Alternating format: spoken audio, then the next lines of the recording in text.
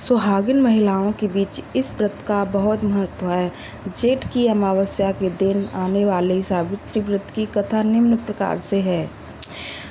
भद्र देश के एक राजा थे जिनका नाम अश्वपति था। भद्र देश के राजा अश्वपति की कोई संतान न थी। जिन्होंने संतान की प्राप्ति के लिए मंत्रोच्चारण के साथ प्रतिदिन 1 लाख आहुति दिन 18 वर्षों तक यह काम जारी रहा। इसके बाद सावित्री ने प्रकट होकर वर दिया कि राजन, तुझे एक तेजस्वी कन्या पैदा होगी। सावित्री देवी की कृपा से जन्म लेने के कारण कन्या का नाम सावित्री रखा गया। कन्या बड़ी होकर बेहद रूपवान हुई। योग्य वर न मिलने पर की वजह से सावित्री के पिता ने दुखी होकर उन्होंने कन्या को स्वयं वर तलाशने भेजा।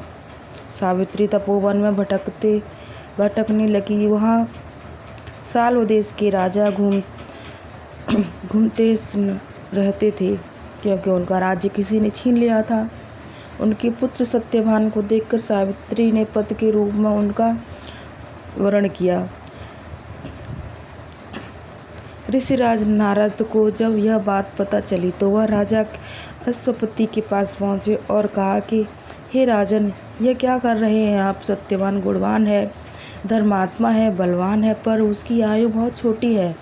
वह अल्पायु 1 वर्ष के बाद ही मृत्यु हो जाएगी उसकी।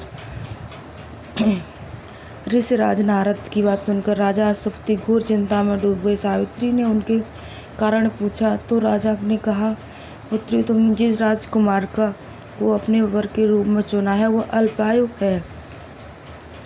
तुम्हें किसी और को अपना जीवन साथी बनाना चाहिए। इस पर सावित्री ने कहा कि हे पिताजी, आर्य कन्याएं अपने पति एक बार ही वरण करती हैं।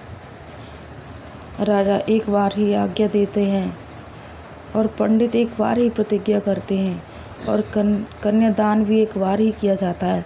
सावित्री हट करने लगी, बोली, सत्यवान से ही विवाह करूंगी। राजा अश्वपति ने सावित्री का विवाह सत्यवान से कर दिया। सावित्री ने अपने ससुराल पहुंचते ही सास ससुर की सेवा करने लगी। समय बीतता चला गया। नारद मुनि ने सावित्री को पहले ही सत्यवान के मृत्यु के दिन के बारे में बता दिया था। वह दिन जैसे जैसे करीब आने लगा, सावित्री अधीर होने लगी। उन्होंने 3 दिन से ही उपवास शुरू कर दिया। नारद मुनि द्वारा कठिन निश्चित तिथि पर पितरों का पूजन किया। हर दिन की तरह सत्यवान उस दिन भी लकड़ी काटने जंगल में गए तो सावित्री साथ चली गई। जंगल में पहुंचकर सत्यवान लकड़ी काटने के लिए एक पेड़ पर चढ़ गए। तभी उसके सिर में दर्द होने लगा और चक्कर होने लगे। सत्यवान व्याकुल होकर पेड़ से नीचे गिर गया। सावित्री अपना भविष्य समझ गई। सत्यवान के सिर को गोद में रखकर सावित्री सत्यवान का सिर सहलाने लगी। तभी वहाँ यमराज आते दिखे। यमराज अपने साथ सत्यवान को ले जाने लगे। सावित्री ने उनके पीछे चल पड़ी। यमराज ने सावित्री को समझाने की कोशिश की कि यह वेद का विधान है, लेकिन सावित्री नहीं मानी। सावित्री की निष्ठा और परिणतता को देखकर यमराज ने सावित्री से कहा कि हे देवी, तुम धन्य हो, तुम मुझसे कोई भी वरदान मांगो। सावित्री ने पहला वरदान मांगा, मेरे सास ससुर वनवासी और अंधे हैं, उन्हें आप दिव्य ज्योत प्रदान करें। यमराज ने कहा, ऐसा ही होगा, जाओ अब लौट जाओ। लेकिन सावित्री अपने पति सत्यवान के पीछे पीछे चल रही थी। यमराज ने कहा, देवी, तुम वापस जाओ। सावित्री ने कहा, भगवान, मुझे अपने पति के पीछे पीछे चलने में कोई परेशानी नहीं है। पति के पीछे चलना मेरा कर्तव्य है। यह सुनकर उन्होंने फिर से उसे एक और वर मांगने के लिए कहा। सावित्री दूसरा वर में बोली, हमारे ससुर का राज्य छिन गया, उनको पुनः वापस दिला दें। यमराज ने वह भी दिला दिया और कहा, तुम अब लौट जाओ। लेकिन सावित्री फिर पीछे पीछे चल दी। यमराज ने सावित्री को तीसरा वर मांगने को कहा। सावित्री ने कहा, मुझे 100 संतानों और सौभाग्य का वरदान मांगा। यमराज ने कहा, इसका वरदान भी तुमको दे दिया।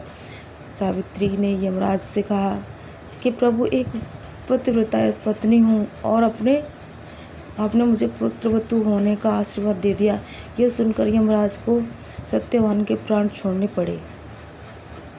यमराज अंतर्धान हो गया और सावित्री उसी वट के वृक्ष के पास आ गई जहाँ उसके पति का मृत शरीर पड़ा था। सत्यवान को जीवित हो गया और दोनों खुशी खुशी अपने राज्य की ओर चल पड़े। जब घर पहुँचे तो देखा कि माता पिता को दिव्य ज्योति हो गई है। इस प्रकार सत्यवान सावित्री का चिरकाल तक राज्य सुख भोगने रहे। अतः पतिव्रता सावित्री के अनुरूप ही प्रथम अपने सास ससुर का उचित पूजन करने के लिए साथ ही अन्य विधियों के प्रारंभ करें। बट सावित्री व्रत करने और इस कथा को सुनने से उपवास के वैवाहिक जीवन का जीवन साथी की आयु की किसी प्रकार कोई संकट आया भी तो वो टल जाता है।